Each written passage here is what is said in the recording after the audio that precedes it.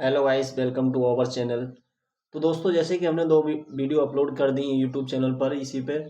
तो उसमें मुख्यमंत्री और राज्यपाल के बारे में हो गया था। आज हम आपको मोस्ट इम्पोर्टेंट राष्ट्रपति से रिलेटेड प्रश्न पढ़ाएंगे।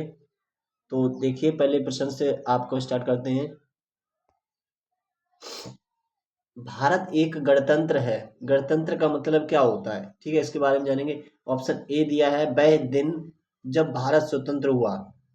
बी है, शासक राजा या रानी होती है। सी है, शासक राजा या रानी के सीधे वंशज होता है।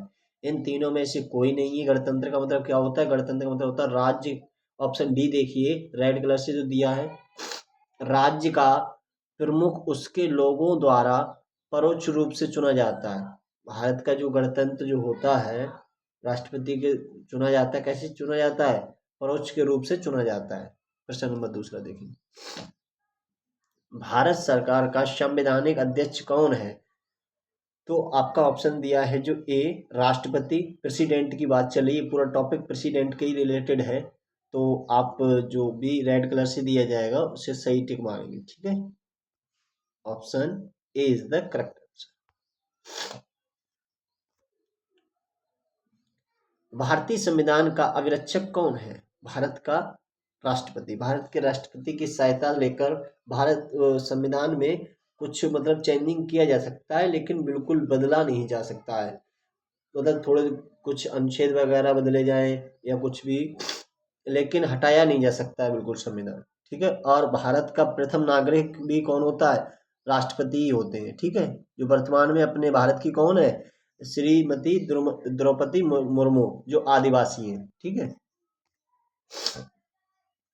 संविधान का कौन सा अनुच्छेद कहता है कि भारत का एक राष्ट्रपति होगा, यानी कि चुनावित होने के बाद लगभग 6 मंथ का समय लग जाता है।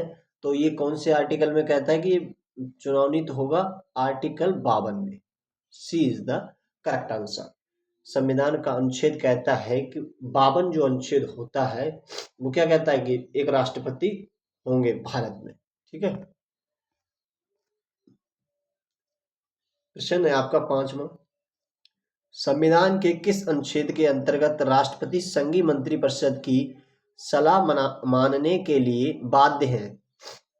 मंत्रिपरिषद के मतलब संविधान के अनुच्छेद के अंतर्गत, किस अनुच्छेद के अंतर्गत मंत्रिपरिषद की सलाह मानने के लिए मतलब ये वैलिड रहेगा, ये मानी जाएगी जो मतलब मंत्रिपरिषद लोग कहेंगे इनकी सलाह मानने के लिए अनुच्छेद 74 जो दिया गया है वो मानने के लिए बाध्य है, ठीक है। राष्ट्रपति का निर्वाचन किस प्रकार से होता है? ऑप्शन ए दिया है आपको, मनोनयन द्वारा। बी दिया है प्रत्यक्ष रूप से। या सी दिया है अप्रत्यक्ष रूप से। अप्रत्यक्ष रूप से निर्वाचन होता है इनका, किसका? राष्ट्रपति का, ठीक है। Option C is the correct answer 6% का। राष्ट्रपति के चुनाव में कौन भाग लेता है? संसद के दोनों सदनों के निर्वाचित सदस्य। Option A is the correct answer. अभी हम सिर्फ टॉपिक पर ही बात करेंगे और ज़्यादा नहीं कहेंगे। टॉपिक आपका चल रहा है प्रेसिडेंट का, तो प्रेसिडेंट का जो उत्तर आपका इसमें दिया है, ऑप्शन ए, संसद के दोनों सदनों को निर्वाचित सदस्य। राष्ट्रपति का चुनाव में कौन भाग लेता है? संसद के दोनों सदनों के निर्वाचित सदस्य।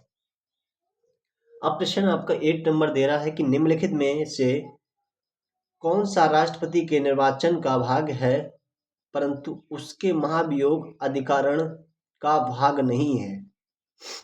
महाभियोग अधिकरण का भाग कौन कौन सा नहीं है? इसमें दो दिया है। तो यानी कि अगर हम चाहेंगे ऑप्शन ई रखना, ऑप्शन ई रख सकते हैं। ऑप्शन ई रख सकते हैं। और ई में क्या आ जाएगा आपका? ई में आपका आ जाएगा सी एंड डी, ठीक है। यानी कि दोनों ऑप्शन, ठीक है। निम्नलिखित में कौन सा राष्ट्रपति के निर्वाचन का भाग है परंतु उसके महाभियोग अधिकरण का भाग नहीं है? तो ये दोनों आपको ध्यान रखना है। राज्यों की विधानसभाएं, राज्यों की विधान परिषदें, ये क्या है? ये दोनों महाभियोग का अधिकरण भाग नहीं है, ठीक है।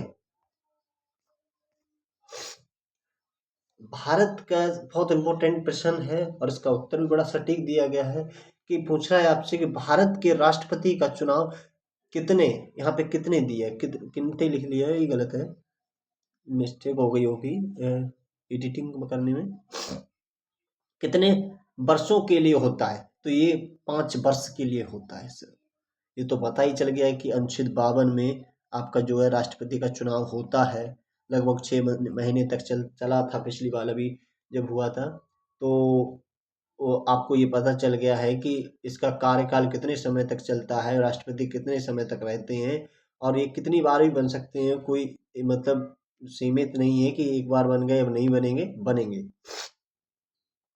भारत के राष्ट्रपति बनने के लिए उम्मीदवार की न्यूनतम आयु कितनी होनी चाहिए, जैसे कि आपको बताया गया था चीफ मिनिस्टर के बारे में भी, पिछली वीडियो जाके देखिए आप, मैंने सब डीप बताया है उसमें, और गवर्नर के बारे में भी बताया है, और आज अब आपको बताएंगे राष्ट्रपति के बारे में। ये बहुत इम्पोर्टेंट चीज़ है कि आपको एज के बारे में भी पता चल रहा है कि भारत के राष्ट्रपति बनने के उम्मीदवारों की न्यूनतम आयु कितनी होनी चाहिए, 35 वर्ष होनी चाहिए। 35 वर्ष से कम अगर हुए, और एक वो नागरिक हिंदुस्तान के होने चाहिए, भारतीय होने चाहिए, कहीं अदर देश के नहीं होने चाहिए, और कोई कभी भी वो निर्वाचित सदस्य नहीं होने चाहिए, ठीक है, जैसे कि सांसद वगैरह नहीं होने चाहिए। आज का लास्ट प्रश्न यही है, राष्ट्रपति बनने के लिए कौन सी योग्यता होनी चाहिए। देखिए आइए, अभी बताया था ऊपर में, राष्ट्रपति बनने के लिए कौन सी योग्यता होनी चाहिए। देखिए पहले तो 35 वर्ष की उम्र होनी चाहिए, और फिर भारतीय होनी चाहिए। Option D is the correct answer, यानी कि इसमें ए भी शामिल है, और भारतीय नागरिक होने चाहिए, और किसी भी सदन का सदस्य ना हो वो, पहले तो किसी भी सदन का सदस्य ना हो। दोस्तों अभी हम नए नए हैं, बना रहे हैं, तो आप लोगों को अगर कोई त्रुटि मेरी वीडियो में लग रही है तो आप हमें बताएंगे, तो हम सुधार करेंगे। और आप जिस चीज़ की तैयारी कर रहे हैं, कोई कंपटीशन एग्जाम या कोई आपका पर्सनल सब्जेक्ट है, मुझे लगेगा कि मैं उसे वीडियो बना सकता हूँ तो बना के दूंगा। और उस चैनल को सब्सक्राइब करें, लाइक करें, शेयर करें सभी लोगों में। Thank you so much.